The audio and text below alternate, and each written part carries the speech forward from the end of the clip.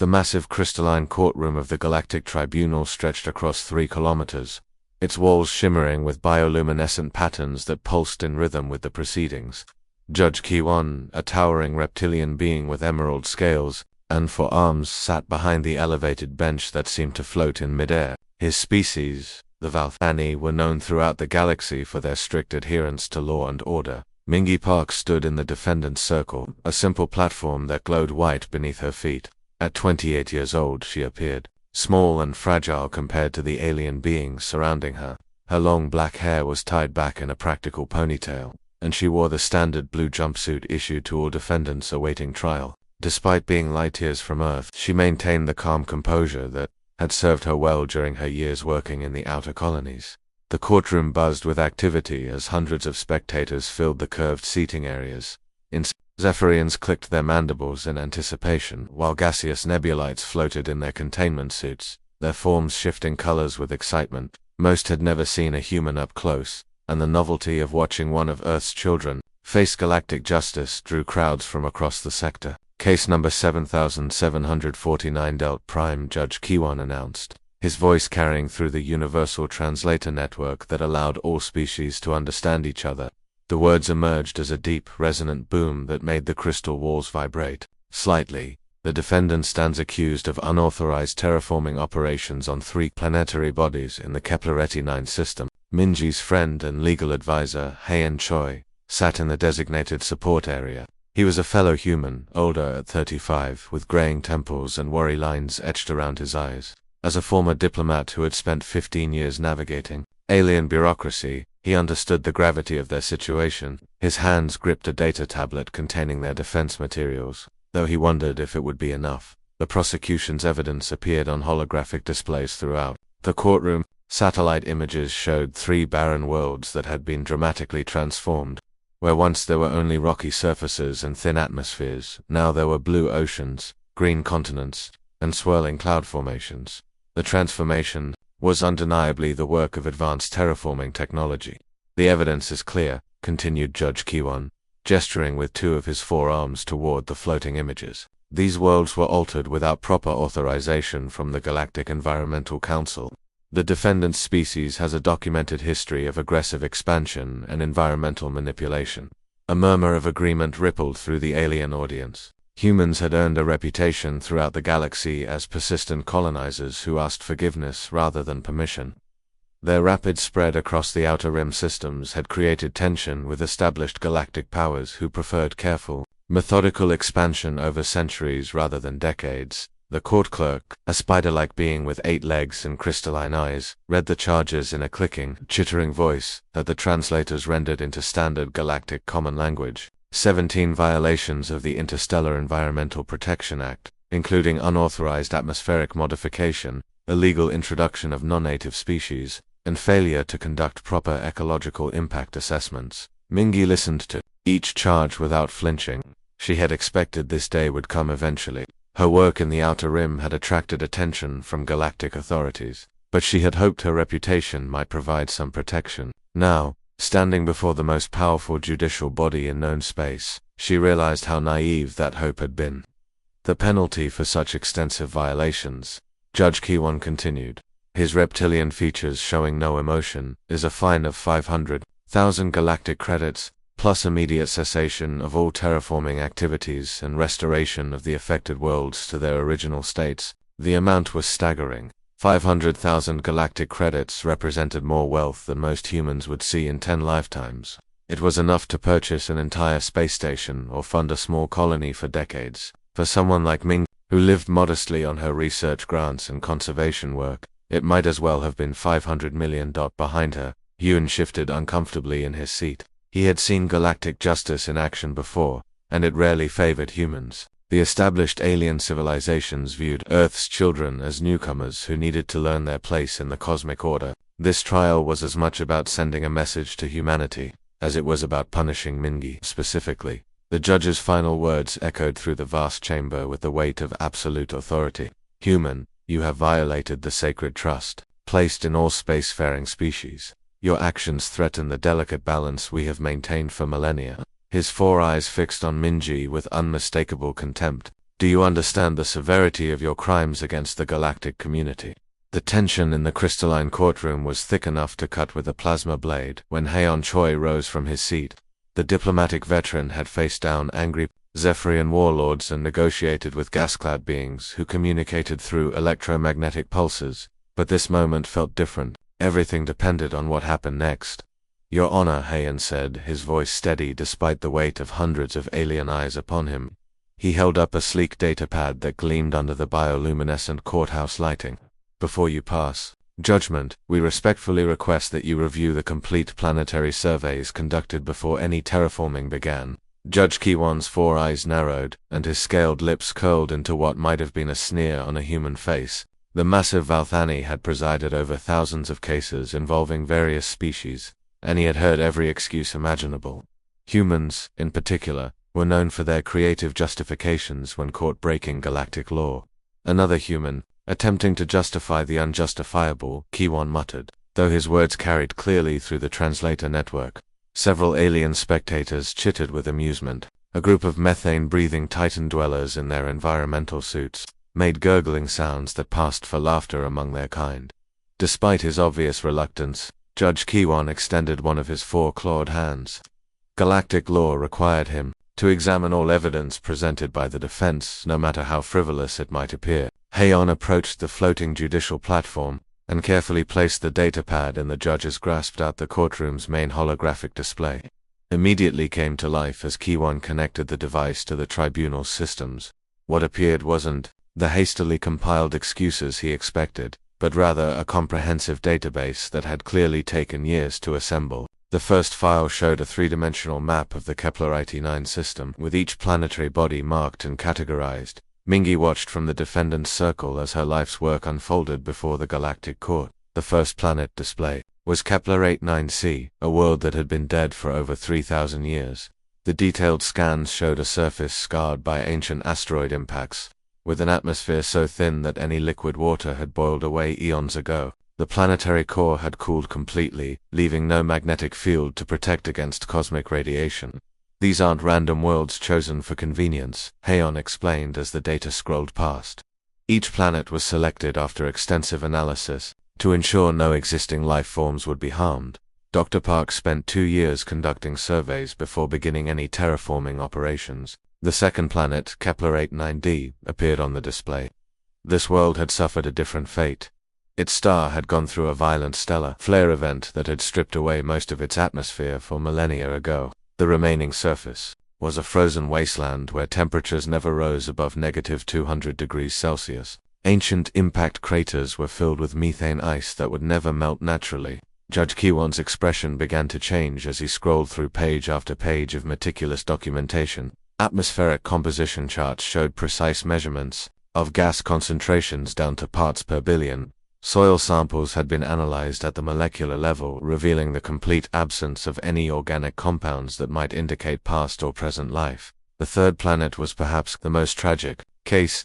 Kepler-IT9e had once been a thriving world with oceans and continents, but a massive gamma ray burst from a distant stellar explosion had sterilized the entire surface 5,000 years ago. The radiation had been so intense that it had actually altered the planet's geological structure, leaving behind a world that was technically stable but completely lifeless. Your Honor, Haeon continued, his confidence growing as he saw the judge's reaction. These worlds weren't just dead, they were beyond any natural recovery. Without intervention, they would have remained barren for millions of years. The holographic display shifted to show the terraforming process itself, rather than the brutal, rapid transformation that many species employed. Minji's approach had been gentle and methodical. Atmospheric processes had been introduced gradually, over several years, allowing the planets to adjust slowly to their changing conditions. The introduction of water had been carefully controlled to prevent violent weather patterns. What impressed Judge Kiwon most was the biological seeding process. Instead of simply dumping Earth plants and animals onto the new worlds, Mingi had created carefully balanced ecosystems. She had studied how different species would interact, ensuring that no single organism would dominate and destroy the delicate environmental balance. She was trying to create. The microbial introduction alone had taken 6 months per planet. Beneficial bacteria were introduced first to prepare the soil, followed by simple plant life that could survive in the changing atmospheric conditions. Only after months of monitoring were more complex organisms added to the growing biospheres. The protocols followed exceed even our own Galactic Council standards, Hayon pointed out, highlighting specific sections of the Environmental Protection Guidelines. Dr. Park didn't just meet the requirements, she surpassed them by implementing safeguards that our own regulations don't even require. Around the courtroom, alien spectators began to murmur among themselves. The clicking of Zephyrian mandibles took on a different tone, while the gaseous nebulite's color patterns shifted from excited reds and oranges to more contemplative blues and purples. Even the methane breathers had stopped their gurgling commentary. Judge Kiwon set down the datapad and looked at Minji with new eyes. Judge Kiwon's scaled fingers moved across the datapad with increasing urgency, his 4 eyes scanning document after document. What had started as a routine review of evidence was quickly becoming something extraordinary. The signature at the bottom of each report made his reptilian heart skip a beat. Dr. Mingi Park, Chief Xenobiologist, Earth Conservation Corps. The name triggered something in his memory, but he couldn't quite place it. With growing curiosity, Kiwon activated his direct connection to the Galactic Central Database, the most comprehensive collection of knowledge in known space. The system housed the records of every registered scientist, diplomat, and specialist across 17 different star systems. As the search results populated on his private screen, Judge Kiwon's 4 eyes widened in disbelief. The human standing calmly in his courtroom wasn't just any defendant, she was Dr. Minji Park, one of the most respected xenobiologists in the galaxy. That the database revealed an impressive list of accomplishments that spanned nearly a decade. Dr. Park had graduated from Earth's Advanced Xenological Institute at the remarkable age of 22, then immediately joined the Conservation Corps' most elite unit. Her first assignment had been to the dying world of Proxima Centauri b, where an industrial accident had poisoned the entire ecosystem. Kiwon scrolled through the mission reports, his scaled brow furrowing with concentration. The Proxima incident had been considered hopeless by every expert in the galaxy. The native Proxamian tree dwellers were facing extinction as their forest homes withered from chemical contamination. 3 different alien species had attempted to help, but all had failed to find a solution. Dr. Park had spent 18 months on Proxima, living in basic shelters while she studied the contamination patterns, working with primitive equipment and a tiny research budget. She had developed a revolutionary bioremediation technique using specially modified bacteria. The process had not only cleaned the poisoned soil but had actually made it more fertile than before the disaster. The holographic display in Kiwon's private viewing area showed before and after images of Proxima Centauri b. The transformation was stunning. Dead gray forests had given way to lush green canopies that stretched across entire continents. The Proximian population had not only survived but had grown to levels not seen in centuries. But that was just the beginning of Dr. Park's remarkable career. The database revealed her involvement in saving 3 other worlds, each presenting unique challenges that had stumped the galaxy's best minds. On Kepler 4-5-C, she had developed a method to restore a planet's magnetic field using strategically placed fusion reactors. The technique had protected the world's recovering atmosphere from deadly solar radiation. Her work on the gas giant moon of Titan 7 was perhaps even more impressive. The moon's methane-based ecosystem was collapsing due to temperature fluctuations caused by its parent planet's erratic orbit. Dr. Park had designed a network of orbital mirrors that regulated the amount of sunlight reaching the moon's surface, stabilizing the climate and allowing the native crystal-based life forms to flourish once again.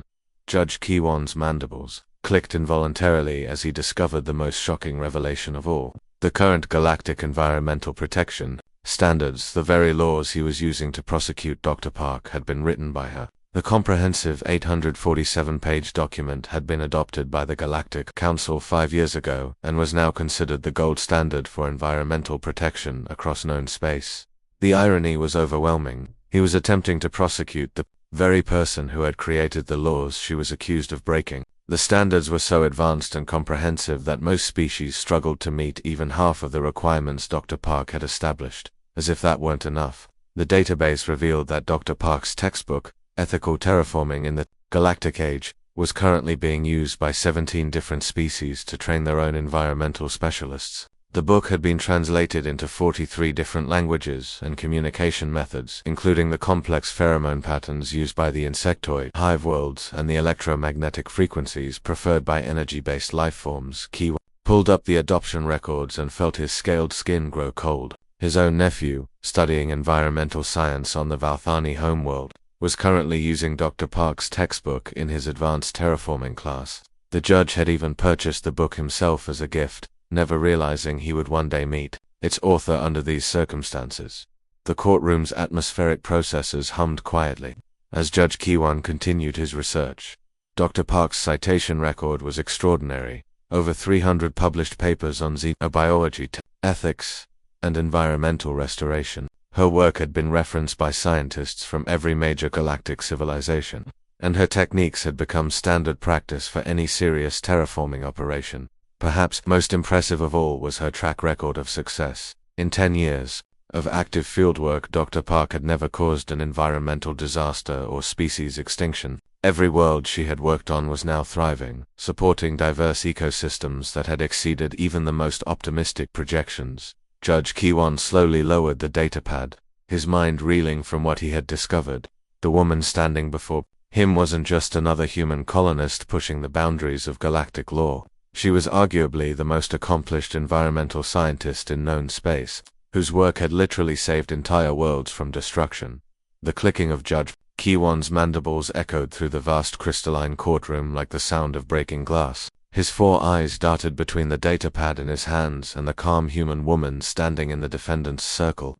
The embarrassment was written across his scaled features as clearly as if someone had painted it there with bioluminescent ink. With trembling claws, Kiwan activated the courtroom's main holographic display system. The massive screens that surrounded the chamber suddenly blazed to life, showing Dr. Minji Park's complete professional credentials to every being in attendance. The silence that followed was so complete that the only sounds were the gentle hum of the atmospheric processes and the nervous breathing of various alien species. The first image showed Dr. Park's official portrait from the Galactic Conservation Registry. She appeared younger in the photo, perhaps 25, wearing the formal green uniform of the Earth Conservation Corps. Below her image were her qualifications: Chief Xenobiologist, Level 9 Environmental Specialist, Certified Ecosystem Architect, and holder of the rarely awarded Galactic Environmental Excellence Medal. Prosecutor Ju-1, a tall humanoid with blue-tinted skin and silver hair, felt his confidence evaporating like water on a desert planet.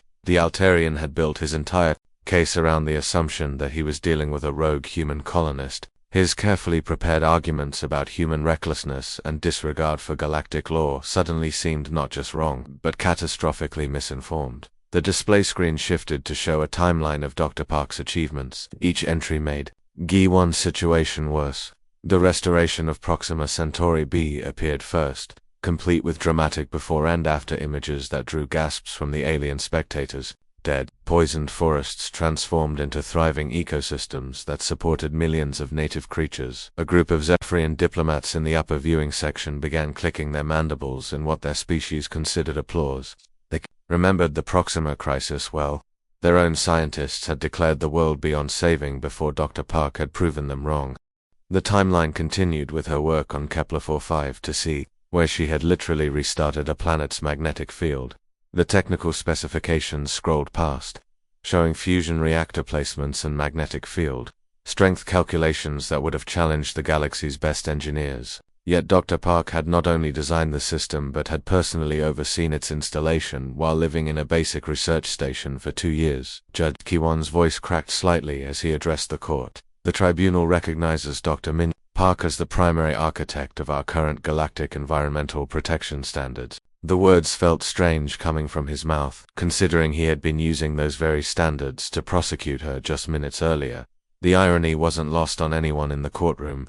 Gaseous nebulites in their containment suits swirled in patterns that indicated confusion and surprise. The methane-breathing delegates from the outer rim systems made deep rumbling sounds that translated as expressions of bewilderment. Prosecutor G1 frantically shuffled through his papers, searching for some angle that might salvage his case. His preparation had been thorough by normal standards, but he had never imagined he would be prosecuting one of the galaxy's most celebrated scientists. The evidence he had gathered, satellite images of transformed worlds, atmospheric readings showing dramatic changes, now looked like documentation of miraculous achievements rather than criminal violations. The display screen showed Dr. Park's textbook, Ethical Terraforming in the Galactic Age, with a list of the 17 species currently using it for educational purposes. Judge Kiwan's own people, the Valthani, were prominently featured on the list. The book's chapter titles alone read like a comprehensive course in environmental responsibility, preserving native ecosystems during atmospheric modification, the ethics of species introduction, and long-term sustainability in terraforming projects, but the most shocking revelation was yet to come. As the display shifted to show details about the 3 worlds Dr. Park had terraformed in the Kepler T9 system, the true purpose of her work became clear. These weren't random colonization projects designed to expand human territory. They were carefully designed sanctuary worlds, each one serving as a refuge for endangered species from across the galaxy. Kepler-89c had been transformed, specifically to house the nearly extinct crystal wing butterflies from the Vega system. Their homeworld had been destroyed by a supernova 3 decades ago, and the survivors had been struggling to adapt to artificial habitats on various space stations. Dr. Park's new world provided them with the exact atmospheric conditions and plant life they needed to breed successfully for the first time in 30 years. Kepler-89d served as a sanctuary for the singing corals of Tau Ceti, whose music-based communication had been disrupted by industrial noise pollution on their original world. The new planet offered vast quiet oceans where their melodic languages could carry for thousands of kilometers without interference. The third world, Kepler-89e, had been designed as a refuge for the glowing moss creatures of Proxima Centauri.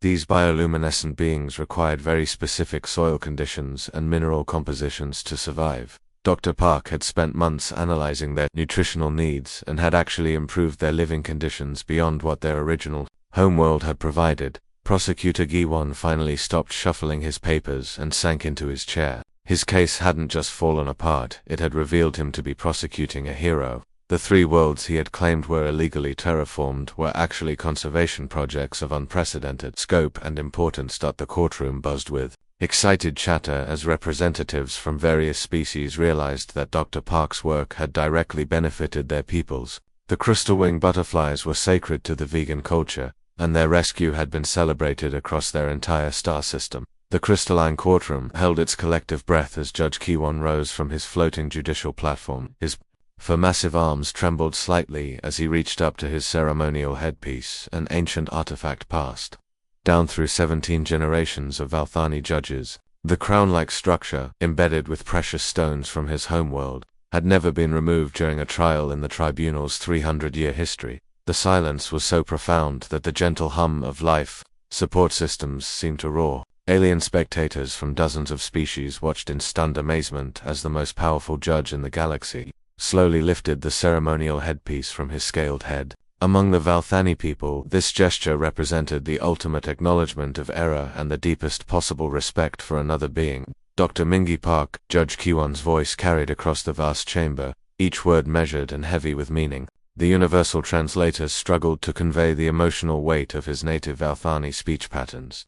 On behalf of the Galactic Tribunal, I offer our most sincere and formal apology. Mingi stood perfectly still in the defendant's circle, her dark eyes reflecting the bioluminescent patterns that danced across the courtroom walls. She had dreamed of this moment, not the apology, but the recognition that her work mattered. For years she had labored in obscurity on distant worlds, driven by a passion for conservation that few understood. The judge's next words sent shockwaves through the assembled crowd. Your work has not only saved countless species across 17 star systems, but it has also preserved my own homeworld of Kepler-44b. His voice cracked with emotion as he continued. 20 years ago, when our ancient forests began dying from atmospheric contamination, your bioremediation techniques saved our civilization. A wave of chittering, clicking, and humming sounds swept through the alien spectators as the full implications became clear. The Valthani were one of the oldest and most respected species in the galaxy. Their homeworld was considered a cultural treasure, home to libraries and art collections that dated back millennia. If Dr. Park had saved Kepler-44b, she had preserved irreplaceable galactic heritage. Prosecutor Giwon had completely given up any pretense of continuing the case. The blue-skinned Altarian sat slumped in his chair, his silver hair disheveled. From running his hands through it in frustration, his legal career would survive this embarrassment, but the story would follow him for decades. He had tried to prosecute the galaxy's greatest conservationist. Judge Kiwon descended from his platform using a gravity lifter, the soft blue glow surrounding his massive form as he floated down to the main courtroom floor. In his forehands, he carried an ornate box that materialized from the tribunal's secure storage system. The container itself was a work of art, crafted from rare metals and embedded with crystals that pulsed with their own inner light. "Dr. Park," the judge said as he approached her, "all charges against you are hereby dismissed with the tribunal's deepest regrets." The formal dismissal triggered automatic updates to galactic legal databases, ensuring that no record of the charges would remain on her permanent file. "Instead, it is my extraordinary honor to present you with the Galactic Council's Stellar Conservation Medal." The box opened with a soft chime, revealing a medal unlike anything most beings had ever seen. The central piece was carved from crystallized starlight, a rare material that could only be formed in the heart of dying stars. Surrounding it were smaller gems representing each of the major galactic civilizations, symbolizing the unity required for effective conservation work. As Judge Kiwon placed the medal around Minji's neck, the courtroom erupted in a cacophony of approval. Zephyrian mandibles clicked in rapid rhythm, creating a sound like rainfall on metal. The gaseous nebulites swirled in brilliant patterns of gold and silver within their containment suits. Even the normally stoic methane breathers from the outer rim produced deep, resonant tones that vibrated through the chamber's crystal structure. The ceremony concluded with Judge Kiwon offering the traditional Valthani blessing for honored guests. He touched his forehead to hers briefly, a gesture of ultimate respect that left many alien observers speechless. In Valthani culture, this honor was typically reserved for family members and the most revered spiritual leaders. As Mingi and Haeon made their way toward the courtroom's exit, the scene outside resembled a festival more than the aftermath of a legal proceeding. Hundreds of alien reporters had gathered, their various recording devices creating a spectacular light show. Floating camera drones buzzed through the air like mechanical insects, while larger news vessels hovered overhead with their transmission. Arrays pointed toward the courthouse. A reporter from the Andromedan News Network, her crystalline features reflecting the courthouse lighting, thrust a microphone toward Minji. "Dr. Park, how does it feel to be recognized as humanity's greatest ecological mind?" Before Minji could answer, a Zephyrian journalist clicked a rapid question about her future terraforming plans. A methane-breathing correspondent from the outer rim gurgled, something that the translators rendered as inquiries about conservation techniques for gas giant moons. Hyan stepped protectively closer to his friend, but Minji raised a hand to indicate she wanted to speak. The crowd of reporters fell silent. Their various recording devices focused intently on the small human woman who had just changed galactic history. "I've never worked for recognition," Minji said simply, her voice carrying clearly through the translator network. "I work because every world, every species, every life form in this galaxy deserves a chance to thrive." Today's decision proves that the galaxy understands that mission. As their shuttle lifted off from the courthouse landing pad, Mingi looked down at the crowds of beings still gathered below. Ships from dozens of different worlds sat in the massive parking complex, their crews eager to carry news of the day's events back to their homeworld. For the first time in her career, Dr. Ming Park was no longer working in obscurity. The